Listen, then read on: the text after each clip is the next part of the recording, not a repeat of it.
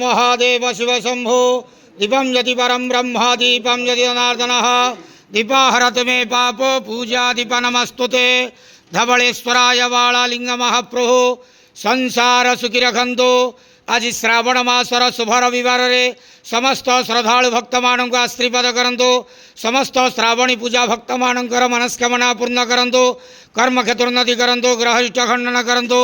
जगतर मंगल करंतु। विश्वर कल्याण करंतु। आपण नाम प्रकाश करंतु। सेवकर डाक श्रवण करंतु।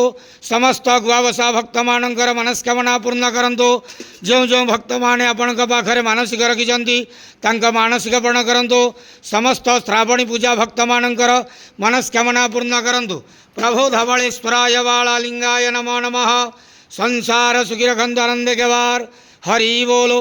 आज श्रावण मासर शुभ रविवार रे समस्त श्रद्धालु भक्त मान आशीर्वाद करंतु आनंद के वार हरि बोलो। समस्त श्रावणी पूजा भक्त मानकर मनस्कामना पूर्ण करंतु आनंद के वार हरि बोलो।